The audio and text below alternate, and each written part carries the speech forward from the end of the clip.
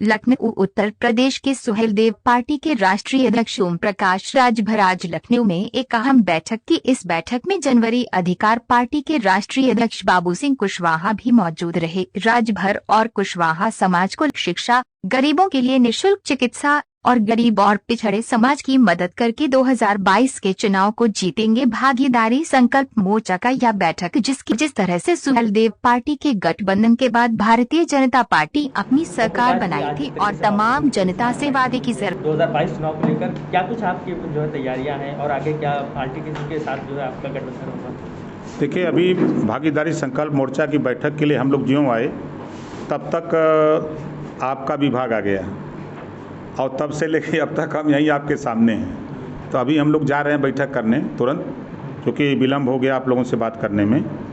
तो हम लोगों की साफ साफ बात है, हमारे भागीदारी संकल्प मोर्चा जिसकी जितनी संख्या बारी उसकी उतनी हिस्सेदारी। पहली बात, हम उत्तर प्रदेश में घरेलू बिजली का बिल माफ़ करना चाहते हैं सरकार बनाकर। हम उत्तर प्रदेश में समान, अनिवार्य और निःशुल्क शिक्षा लागू करना चाहते हैं। हम उत्तर प्रदेश में सामाजिक न्याय समिति की रिपोर्ट लागू करना चाहते हैं। हम उत्तर प्रदेश में गरीबों के इलाज के लिए फ्री इलाज की व्यवस्था कर देना चाहते हैं। आज उत्तर प्रदेश में अस्पतालों में बेड की व्यवस्था, वेंटिलेटर की व्यवस्था, ऑक्सीजन की व्यवस्था, इसको हम सरकार बनाने पर इसको प्राथमिकता से हम करेंगे। इन तमाम चीज़ों को लेकर के हम लोग भागीदारी संकल्प मोर्चा के लोग अपने बैठक करके आगे की रणनीति तय करेंगे, उसके बाद आपको बता देंगे। जैसा कि आपने कहा कि जिसकी जितनी हिस्सेदारी उसकी उतनी भागीदारी, ऐसा कह के पीछे भी जनता एक बार लुट चुकी है, क्या दोबारा ऐसा हो सकता है? आज़ादी के 74 साल में मैंने देखा कि बाबा साहब डॉक्टर अम्बेडकर जी के बाद पिछड़े, दलित, अल्पसंख्यक के हिस्सेदारी के सवाल पे उनके सम्मान के साथ जब खिलवाड़ कांग्रेस ने किया तो बाबा साहब डॉक्टर अम्बेडकर जी ने इस्तीफा दे दिया केंद्रीय मंत्रिमंडल से। दूसरे नंबर पर अगर कोई है तो पिछड़े, दलित, अल्पसंख्यक का जब हिस्सा लूटा जा रहा था, इनके साथ अन्याय अत्याचार हो रहा था, तो दूसरे नंबर पर अगर कोई इस्तीफा दिया है तो ओम प्रकाश राजभर।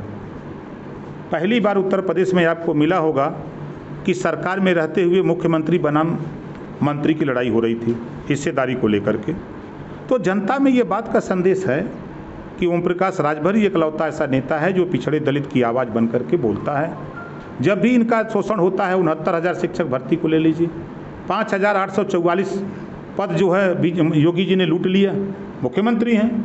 अभी बादा में कृषि विभाग में भर्ती हुई 11 ठाकुर को दे दिया, 27% रिजर्वेशन नहीं दिया, 22% रिजर्वेशन दलितों का नहीं दिया। तो ये पिछड़े दलित के साथ अन्याय हो रहा है।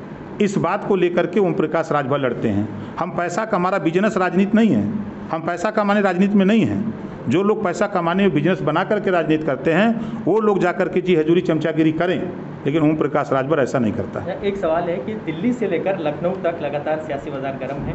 बीजेपी में लगातार जो है जो केंद्र का नेतृत्व वो बैठक भी किया है उसने, और उसके बाद जो जिस तरीके से स्वामी प्रसाद मौर्य और केशव प्रसाद मौर्य जो पिछड़ा पार्टी वोटों के लिए दावेदारी कर रहे हैं, उसमें कितना आप अपने आप को हिस्सेदारी मानते हैं? देखिए, लखनऊ से लेकर दिल्ली तक जो हलचल हो रही है, ये उत्तर प्रदेश के लोगों का ध्यान भटकाने के लिए, जो महंगाई आसमान छू रही है, जो यहाँ भ्रष्टाचार है, गुंडा राज है, माफिया राज है, इससे ध्यान भटकाने के लिए ये ड्रामा हो रहा है लखनऊ से दिल्ली तक। उस ड्रामे का आप देखिएगा, जैसे होता ना, कोई मंडली ड्रामा दिखाई और फिर अपना झोला झक्कड़ पर्दा बांधी और चली गई, वही आपको 2-3 दिन के बाद आपको मिलेगा। ये पिछड़ों का, दलितों का ध्यान भटका करके वोट लेने की कवायद है और कुछ नहीं है इनके ड्रामे में। यानी आपका कहना है जादूगरी का अंत होने वाला है? बिल्कुल अंत होने वाला है। जाएंगे आप? मरने की बात पूछिएगा तो बताएंगे।